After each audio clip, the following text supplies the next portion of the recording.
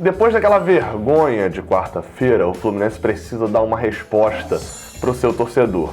E a primeira chance, mesmo sem público, é hoje em Fluminense e Sport. Na verdade, a chance é da resposta vir hoje, neste sábado em Fluminense e Sport. Tudo que você precisa saber sobre esse jogo, você vai encontrar nesse vídeo aqui de pré-jogo.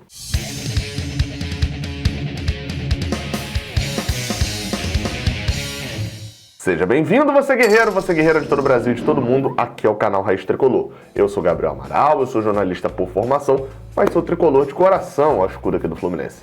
O seu like aqui embaixo ajuda muito, a sua inscrição também. E claro, você já sabe, dia de jogo, pré-jogo, patrocínio aqui do canal é de quem? OneFootball. O link tá na descrição. É um aplicativo que vale muito, eu sempre recomendo muito aqui, tanto por resultado dos jogos, para você ali acompanhar, tanto pelas notícias e, claro, pelas transmissões exclusivas, principalmente campeonato francês e alemão, que chamam muita atenção. O link está na descrição, você faz o download e acompanha o jogo do Fluminense por ali, que você vai ter muita informação. Caso não possa acompanhar ali no OneFootball no horário, você também pode assistir esse jogo na TV. Claro, todos os jogos lá do Brasileirão, quase todos, né, são transmitidos no Premiere, então você vai acompanhar esse jogo no Premiere, o jogo que começa a partir das 19 horas. Como eu abri falando, o Fluminense precisa dar uma resposta para o seu torcedor e aparentemente vai tentar responder, né? Assim, pelo menos dentro de campo veremos mudanças, mas dentro de campo a gente fala daqui a pouco. Porque a derrota para o Corinthians foi trágica, foi muito trágica mesmo. Foi daquelas que a gente vai lembrar durante muito tempo. Ficou na história. E claro, ela tem que ser lembrada, ela não pode ser esquecida. Mas também é fato de que a gente tem outros 9 jogos, a gente hoje é 7º colocado e a gente precisa defender, no mínimo defender essa posição para jogar a Libertadores em 2021. A gente precisa voltar para a Libertadores. E temos chances num campeonato completamente maluco e fácil como esse, a facilidade tão grande que se torna até difícil. A gente não pode dizer que o Fluminense está na Libertadores, mas também não dá para dizer que não está, né? E a chance de virar um pouco essa maré é no jogo de hoje, neste sábado, contra o Sport. E bem, Marcão vai conseguir isso, essa arrancada para botar a gente na Libertadores? Não sei, né? Sendo bem sincero, não sei. Mas finalmente a gente pode dizer que a gente vai ver hoje contra o Sport o time de Marcão, porque ele está rompendo com algumas certezas que o Odair Hellmann tinha e alguns resquícios que ele tinha de certezas dentro do time do Fluminense. Vamos falar disso agora no Bola em Campo. Muitas mudanças serão feitas agora na parte da frente do time. Se em novembro a gente chegasse e falasse bem assim, olha só, o Fluminense vai estar jogando o time titular, tá todo mundo ali disponível, o Fluminense vai jogar sem Nenê, Marcos Paulo, vai jogar sem Yuri, sem Hudson, tem mais um, Yuri, Hudson, Nenê, Marcos Paulo e sem Wellington Silva. Provavelmente a galera ia falar bem assim, caô, né? Teve surto de Covid parte 2 no Fluminense. Mas não, é fato. Esses 5 jogadores estão fora, provavelmente, do time titular deste sábado.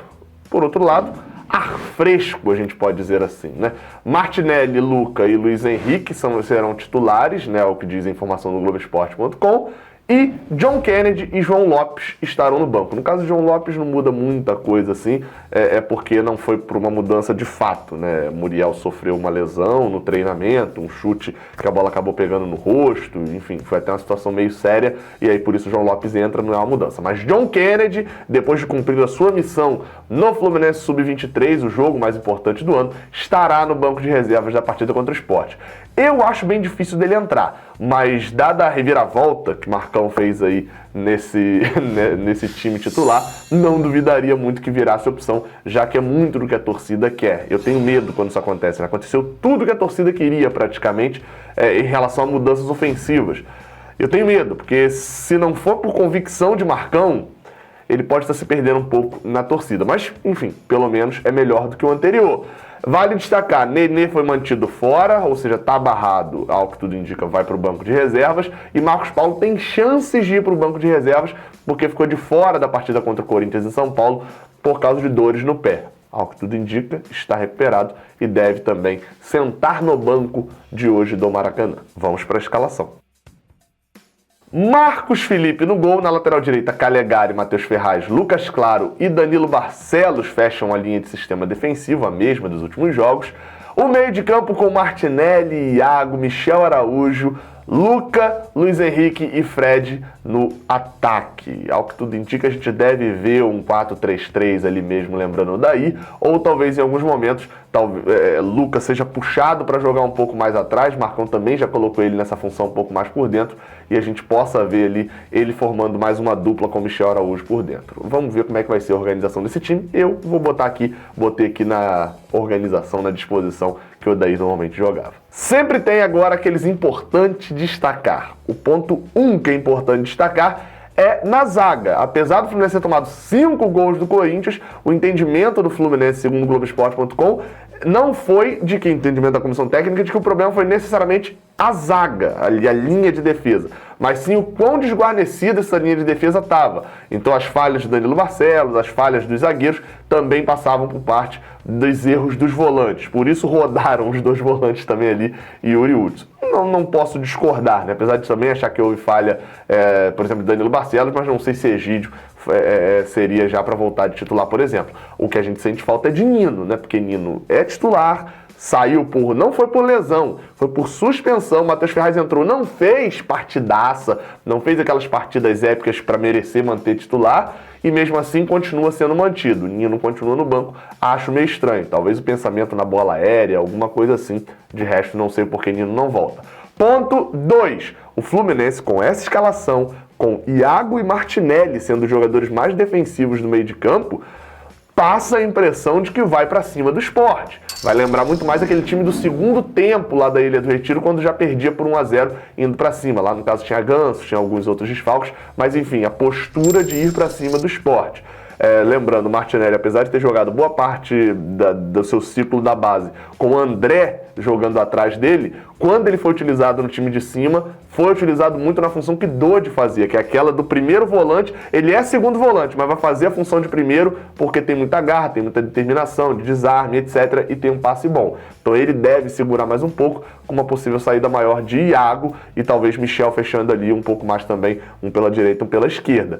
O time é ofensivo. A velocidade de Iago, de Michel Araújo, até mesmo do próprio Martinelli e também da parte ofensiva com Luiz Henrique é um destaque, mas também a qualidade e, claro, a bola em Fred. Só que ir para cima do Sport, que é o ponto 3, é o mais complicado. Isso porque o time pernambucano, segundo dizem alguns comentaristas, enfim, eu tenho analisado um pouco o Sport, também tenho uma proximidade também nesse sentido, é exatamente o que a gente acha que Jair Ventura é. É um time que joga muito defensivamente, se fecha e sai mais pro jogo. Então, assim, gosta de ser atacado, até prefere quando joga sendo atacado. Outro ponto do Sport é que quem faz o primeiro gol normalmente leva a vitória. Só pra você ter noção, dos últimos 12 jogos do Sport, 12 jogos do Sport, não tivemos mais do que 2 gols na partida. Ou seja, não teve viradas. Ou foi 1-0, 1-1, 0-0, 2-0. Então, assim, é um time também que é complicado. O Fluminense não pode dar mole de ir pra cima igual um doido, desesperado, para fazer o 5-0 de volta, retribuir o que o Corinthians fez com a gente e deixar a zaga totalmente desguarnecida, até porque, lembrando, a nossa parte esquerda da zaga é vulnerável com o Matheus Ferraz e com o Danilo Barcelos, independente do volante que esteja ali. E, claro, para fechar, ainda é bom falar, Thiago Neves está fora do jogo, aí você vai falar, Thiago Neves não tem jogado nada. Cara, as últimas 2 vitórias do Sport foram por 1-0, os 2 gols, né, tanto de uma vitória quanto a de outra, ambos foram de Thiago Neves. É um jogador importante. A arbitragem da partida será de Heber Roberto Lopes. O carequinha tá até com a pancinha ali avantajada agora, mas é um árbitro muito experiente. Possivelmente o árbitro do Brasileirão que mais apitou partidas do Fluminense na história, né, nesse momento. São 63 partidas apitadas por ele, do Fluminense, obviamente. E assim, é aquele árbitro experiente que não precisa crescer para poder impor respeito nos jogadores, né? Ele tem ali um respeito próprio. Hoje acho que acredito que seja o árbitro que está há mais tempo ali apitando o Brasileirão, então tem essa moral, né? Um árbitro grande. E isso, nesse ponto, é bom ter um Fred, porque assim, sabe lidar com a arbitragem também. Logo após a partida tem live aqui no canal Raiz Tricolor, você sabe disso, é a primeira live que entra. Acabou o jogo, tamo na live, você vem pra cá assistir a análise e depois interagir um pouco com a gente, beleza? Saudações tricolores, até a próxima, valeu!